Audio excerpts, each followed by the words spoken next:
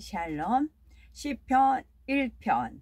복 있는 사람은 악인들의 꾀를 따르지 아니하며 죄인들의 길에 서지 아니하며 오만한 자들의 자리에 앉지 아니하고 오직 여호와의 율법을 즐거워하여 그의 율법을 주야로 묵상하는도다. 그는 시냇가에 심은 나무가 저를 따라 열매를 맺으며 그 잎사귀가 마르지 아니함 같으니 그가 하는 모든 일이 다 형통하리로다. 악인들은 그렇지 아니하며 오직 바람에 나는 겨와 같도다. 그러므로 악인들은 심판을 견디지 못하며 죄인들이 의인들의 모임에 들지 못하리로다. 무릇 의인들의 길은 여호와께서 인정하시나 악인들의 길은 망하리로다. 아멘. 복 있는 사람 세 번째. 여호와의 율법을 즐거워하여 그 율법을 주야로 묵상하고. 하나님께서 주시는 진정한 복을 받기 위한 네 번째 조건, 이 모든 조건을 갖춘 복 있는 사람에게는 과연 어떠한 열매가 맺히는지 살펴봅니다. 복 있는 사람은 악인의 꾀를 쫓지 않습니다. 복 있는 사람은 죄인의 길에 서지 않지요. 세상에서는 법을 어기는 행위가 있을 때 죄라고 하죠. 하나님께서는 행위적인 죄인 육체의 일만 죄가 아닙니다. 마음과 생각에 품은 악도 죄라 하시지요. 그리고 죄악을 버리는 것이 힘들고 어려운 것이 아닙니다. 죄를 짓고 악을 품는 것이 더 괴롭고 힘든 일이지요. 사울과 다윗의 비유를 들면 알 수가 있습니다. 또 복 있는 사람은 교만하지 않습니다. 남을 무시하고 없인 여기는 교만뿐만이 아니라 상대를 섬기지 못하는 것도 고쳐야 하죠. 예수님께서 죄인된 인류를 위해 섬기시고 낮아지심과 같이 모든 사람을 섬기고 귀히 여기는 선한 사람이 될 때 하늘에서나 이 땅에서도 높임 받을 수가 있는 것입니다. 그러면 하나님께서 주시는 참된 복을 받기 위한 마지막 조건은 무엇일까요? 넷째, 복 있는 사람은 오직 여호와의 율법을 즐거워하여 그 율법을 주야로 묵상합니다. 여호와의 율법이란 성경 66권을 말씀합니다. 원래 율법이란 좁은 의미로는 10계명을 포함하여 모세 오경에 기록된 하나님의 법규들을 의미하죠. 모세 오경이란 창세기, 출애굽기, 레위기, 민수기, 신명기 5권의 성경을 말합니다. 이는 모두 모세가 기록하였기에 모세 오경이라 부르기도 하죠. 여기에는 하나님을 섬기는 법이 기록이 되어 있습니다. 곧 하나님 앞에 제사는 어떻게 드려야 하며 우리가 하나님 앞에서 어떻게 정결하게 행할 것인지, 성전을 어떻게 건축하고 절기는 어떻게 지킬 것인가 나와 있죠. 또한 이스라엘 백성이 사회생활 가운데 지켜야 할 규칙들이 계명 안에 다 들어 있습니다. 예를 들어서 남에게 손해를 입히면 어떻게 보상을 하는지, 죄를 지면 어떻게 벌을 주는지, 토지를 사고 팔 때는 어떻게 할 것인지가 기록이 되어 있죠. 또 재판할 때는 어떻게 하며 가난한 자에게는 어떻게 할 것인지 등 일상생활에서 일어나는 일들에 대한 여러 가지 규칙이 상세하게 기록이 되어 있답니다. 율법학자들에 의하면 이 모든 법규를 낱낱이 나누어 보면 613가지라고 하죠. 그런데 여호와의 율법은 모세 오경의 법규들만이 아니라 66권 성경 전체를 칭하고 있습니다. 성경에는 이스라엘 역사에 대해서 기록을 하거나 예수님과 사도들의 행적을 기록한 역사서가 있죠. 선지자들과 예언서나 서신서 곧 사도들의 편지들도 있고 시편이나 하가서와 같은 시가서도 있답니다. 율법서 외에도 성경에 기록된 모든 말씀이 결국 하나님의 율법을 지켜 행하는 사람에게는 어떤 복이 임하며 지키지 않는 사람에게는 어떤 재앙이 임하는지 알려주는 내용입니다. 구약의 이스라엘 역사를 함축하면 이스라엘 백성이 하나님을 경외하고 그 뜻대로 순종할 때는 이방 나라들이 두려워하는 복받은 나라가 됩니다. 하지만 우상을 섬기고 하나님 말씀에서 떠나면 전쟁이 일어나고 나라를 잃고 포로되어 타향살이하며 심히 빈궁하고 고통스러운 삶을 살아야 하지요. 그러니 예언서나 신약의 서신서는 백성들, 성도들에게 하나님의 말씀대로 살 것을 당부하는 내용이 담겨 있음을 깨달아야 됩니다. 또한 성경에 기록된 인물들을 통해 말씀대로 순종하는 사람들은 들어와도 나가도 복이 임하고 불순종하는 사람들은 화가 임하고 저주받음을 기록하심으로 교훈 삼게 하셨죠. 성경 전체를 요약한 것이 바로 모세오경에 나오는 하나님의 법규이고 그 법규들을 더 짧게 요약한 것이 십계명이라 이해하면 되겠습니다. 역으로 생각하면 십계명을 낱낱이 풀어서 상세하게 설명한 것이 바로 성경 전체이지요. 하나님의 말씀을 사랑하는 우리들은 예배를 어디든 즐거움으로 참석할 겁니다. 예배 때 잡념이나 졸음에 빠지는 일이 없이 한마디 한마디가 꿀과 송이꿀보다 달아서 아멘 아멘 하며 받아들이지요. 영적인 말씀들을 듣고 깨우침을 얻을 때는 마음에서부터 성령께서 기뻐하심으로 기쁨이 충만합니다. 말씀 가운데 자신의 부족함을 발견할 때는 그로 인해서 온전하게 변화될 수 있으니 즐겁고 행복하지요. 혼자 있을 때 시간 나는 대로 성경을 읽으며 특별히 중요한 구절이나 은혜로운 구절을 열심히 암송합니다. 또한 듣고 읽는 것으로 끝나는 것이 아니라 말씀을 되새겨 명심하여 항상 묵상함으로 마음에 온전히 이루게 되는 겁니다. 열심히 말씀을 읽고 들으며 마음의 양식 삼고 그 말씀을 이루기 위해 불같이 기도하기를 쉬지 않으면 늘 마음으로 하나님과 교통하게 됩니다. 시편 119편 105절에 주의 말씀은 내 발의 등이요 내 길의 빛이니라 한 대로 그 말씀이 생명으로 복된 길로 인도합니다. 하나님의 말씀을 통해 악인의 꾀가 무엇이며 죄가 무엇인지 오만한 것은 어떤 것인지 알려주죠. 하나님의 말씀을 모르는 사람들은 자신이 범죄하고 교만한 자가 되면서도 스스로를 깨닫지 못합니다. 그러니 부지런히 말씀을 배우고 묵상하여 진리를 자기 것으로 만들어 놓아야 하지요. 그럴 때 성령께서 말씀을 통해 깨우쳐 주심으로 진리로 행할 수 있게 인도하시며 항상 복된 길, 안전한 길로 행하도록 도와주시는 것입니다. 한 가지 더 기억해야 할 것은 율법 중에 어느 계명이 크니까? 라는 질문에 예수님께서 답하신 말씀이 있지요. 마태복음 22장 37에서 40절에 예수께서 가라사대 네 마음을 다하고 목숨을 다하고 뜻을 다하여 주 너의 하나님을 사랑하라 하셨으니 이것이 크고 첫째 되는 계명이요 둘째는 그와 같으니 네 이웃을 네 몸과 같이 사랑하라 하셨으니 이 두 계명이 온 율법과 선지자의 강령이니라 하셨습니다. 또 하나님의 모든 율법을 통틀어 가장 핵심적인 계명은 첫째로 하나님을 사랑하고 둘째로 이웃을 사랑하는 겁니다.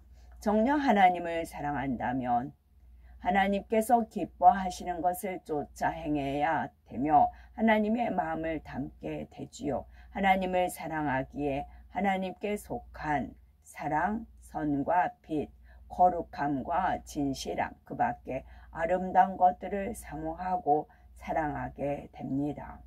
또한 하나님의 사랑이 우리 안에 있으면 형제를 대할 때도 온유함과 섬김으로 상대의 유익을 구해줄 수가 있지요.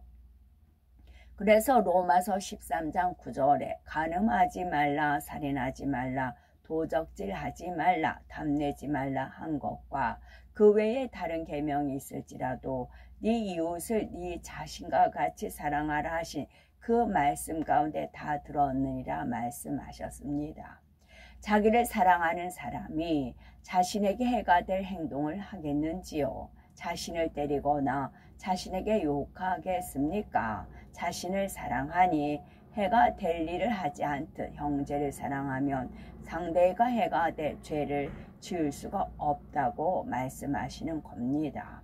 로마서 13장 10절에 사랑은 이웃에게 악을 행치 아니하나니 그러므로 사랑은 율법의 완성이니라 하셨지요. 상대에게 악을 행하지 않고 오히려 섬기고 양보하며 희생함으로 계명을 지켜나가면 그 사람은 하나님 안에 거하는 자가 될 수가 있습니다. 예수님께서도 하나님을 사랑하시고 영혼들을 사랑하심으로 하나님의 모든 말씀을 다 이루신 것 같이 우리도 닮아갈 수가 있지요. 그런데 많은 사람과 더불어 생활하다 보면 이 일은 어떻게 처리하는 것이 좋을까? 저 사람은 심히 악한데 어디까지 용서해야 하나? 어떻게 하는 것이 더 하나님 앞에서 합당한 것인가? 잘 분별이 되지 않은 복잡한 상황도 있습니다. 그러나 그때도 하나님을 첫째로 사랑하라, 네 이웃을 네 몸과 같이 사랑하라 하신 말씀으로 내 자신을 점검하신다면 자연히 하나님의 율법에 맞게 행할 수가 있지요. 내가 과연 하나님을 사랑하는 마음에서 행하고 생각하고 있는지, 형제를 사랑하는 마음에서 행하고 있는지 비춰본다면 하나님께서 기뻐하시는 답을 쫓아 행할 수가 있지요. 이러한 사람은 하나님께서도 그를 사랑하셔서 그 삶에 형통함과 사랑의 증거를 보여주십니다.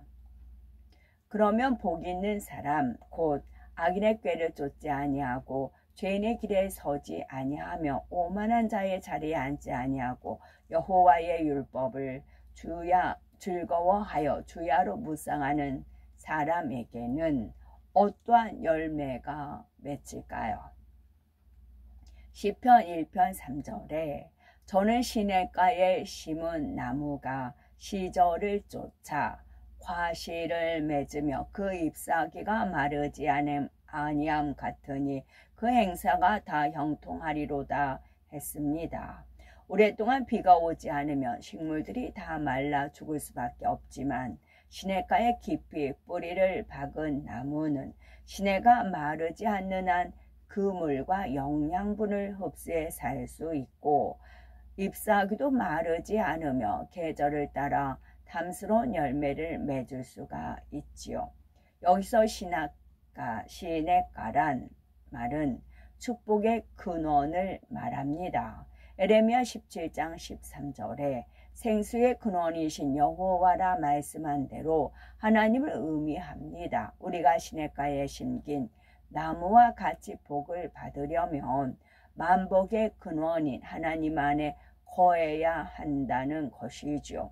또한 길이요 진리요 생명이신 예수 그리스도 안에 거해야 합니다. 우리가 하나님 안에 거한다는 것은 우리의 마음과 뜻과 행함을 하나님께서 원하시는 대로 온전히 맡기고 주관받아 살아가는 것을 말하지요. 시편 1편 1, 2절 말씀대로 죄악에서 멀리 떠나며 겸손하여 하나님 말씀대로 행하는 사람이 복의 근원인 하나님 안에 거하는 사람입니다. 이런 사람들은 물에 촉촉히 젖어 있는 것처럼 은혜의 담비에 늘 젖어 있지요. 기쁨과 감사가 넘치며 천국의 소망과 하나님의 사랑으로 항상 행복합니다. 성령의 감동감화 충만한 가운데 하나님과 교통함으로 성령의 음성도 듣고 주관을 밝히 받게 되지요. 그러면 복 있는 사람이 맺는 열매는 무엇일까요? 바로 성령의 9가지 열매입니다. 또한 모든 착함과 의로움과 진실함인 빛의 열매를 맺게 되며 팔복의 열매, 사랑장의 열매를 맺게 되지요. 하나님 말씀의 미움을 버리라 하셔서 기도하며 미움을 버리니 대신 사랑으로 열매가 맺힙니다. 혈기를 버리라 하시니 그대로 순종하여 온유와 화평과 오래 참음의 열매를 맺지요. 이렇게 성령의 열매를 맺어가는 만큼 가정, 일터, 사업터에서 물질의 축복은 물론 각종 응답의 열매들이 주렁주렁 맺히게 되는 겁니다. 온 세상이 가뭄으로 메마를 때도 시냇가의 나무는 풍성한 열매를 맺는 것처럼 하나님 안에서만 거하면, 하나님 안에만 거하면 어떤 상황에서도 축복을 받습니다. 예를 들어서 요셉이 애굽의 총리로 있을 때 애굽은 물론 인근 나라들에서 7년 동안이나 극심한 흉년이 들어서 수확할 수가 없었지요. 수많은 사람이 굶어 죽을 위기였지만 애굽에는 흉년과 상관없이 풍성한 식물이 있었습니다. 하나님 안에 거하는 요셉이 있었기 때문이었지요. 하나님께서는 이미 오래전에 흉년이 올 것을 요셉에게 알려주심으로 애굽에서는 식량을 넉넉히 예비할 수가 있었던 겁니다. 모세 당시 온 애굽에 재앙이 임할 때도 이스라엘 백성이 거하는 고센 지역만은 아무런 피해도 보지 않았지요. 아무리 현실적인 상황이 어렵고 온 세상에 재앙이 임할 때도 하나님 안에 거하는 사람은 복을 받는다는 사실입니다. 성경, 하나님 말씀 안에는 부명예, 권세, 건강, 마음의 평안과 행복해지는 방법이 다 기록이 되어 있지요. 그러니 진정 믿음이 있고 지혜로운 분들이라면 하나님의 말씀이 가까이 하며 그 말씀에 순종함으로 성경에 기록된 모든 복의 주인공이 될 수가 있습니다. 세상 사람에게도 하나님을 믿는 것은 힘든 것이 아니라 즐겁고 행복한 길임을 알리는 복된 우리가 되셔야 되겠습니다. 어떤 옛날 철학자가 자유라는 표현은 그 존재가 가지고 있는 빛을 발하는 상태가 자유라는 그런 표현을 썼대요. 우리는 자유는 진리 안에서 자유케 하리라 그런 말씀을 알지요. 철학자는 존재 가치 안에 빛을 발하게 하는 게 자유래요. 근데 빛을 가두게 한다는 거죠. 그건 억압이잖아요. 빛을 마음껏 발휘할 수 있는 게 그것이 자유라는 것이지요. 저를 좀 과시하는 이제 다니는데 요리예요. K 퓨전 떡이래요. 선생님이 워낙 지청구를 저한테 해요. 뭘 물어봐도 물어볼까 말까 망설이다 어쩌다 물어봐요. 그러다 어쩌다 한 번씩 이제 좀 부드럽게 돼야지 퉁명스럽게 지청구를 줘요. 그래서 이제 한 번 남았어요. 어저께 했어요. 그러니까 2번만 하면 되니까 말 안 하고 꾹 참고 상관하지 말고 내 할 일만 해야지, 배울 것만 배워야지 그랬어요. 그랬는데 인절미, 쑥 인절미하고 녹두 인절미를 이제 메뉴가 그렇게 됐어요. 근데 우리가 재료비를 넉넉히 줘요. 5번인데 재료비만 85,000원이에요. 근데 거기서도 아끼시느냐고 고무를 달랑달랑 안 묻혀져요. 그렇게 이제 짜게 하는 것이지요. 그런데 그 레시피에 이제 그 종전에 했던 그 그림이 있어요. 그러니까 쑥 인절미에는 콩고물을 묻히고 그냥 하얀 그 찰떡에는 녹두 그 고물을 묻히는 게 그림상으로 나와 있어요. 근데 이 선생님이 거꾸로 하는 거예요. 쑥 인절미에다가 녹두를 묻히고, 근데 녹두도 이제 비싸다고 잘 묻혀지도 않아. 그리고 나서 흰 거에는 콩고물을 묻혀요. 그래서 제가 아무리 사진을 봐도 이제 레시피 전에 했던 거를 그대로 하니까 이 선생님은 뭐 한 달에 계속 연이어서 하니까 한 8년 했대요. 그 장소에서. 그런데 아무리 봐도 바뀌었어요. 바뀌었는데 제가 이렇게 보고 해도 바뀌었어요. 그래서 말을 할까? 그럼 또 지청을 준단 말이에요. 이게 맞는다고 하면 제가 뻥찌잖아요. 또 이렇게도 하는가 보다. 또 그런 방법이 있는가 보다 하고 그냥 말할까 말까 하다가 말았어요. 그리고 거의 다 끝날 쯤 그때서 하고 내가 잘못 바꿨다고 그렇게 얘기를 하더라고요. 그래서 고물이 바뀌었다고 그렇게 얘기를 하더라고요. 그래서 이 뭐라고 안 하면 이제 묻히기 전에 딱 하기 전에 선생님 이거 그림하고 틀리네요 라고 말을 했을 거예요. 그러면 제대로 된 레시피에 그 맛이 나올 거 아니에요. 근데 워낙 지청구를 주니까 제가 이제 말을 안 하죠. 말을 안 하고 그리고 나서 이제 그 청소도 어떤 분이 먼저 이제 바쁘다고 이제 하고 가셨어요. 그래서 저는 이제 역시 찹쌀이니까 막 그 하수구에 엄청 달라붙어요. 근데 저는 망을 갖고 갔단 말이죠.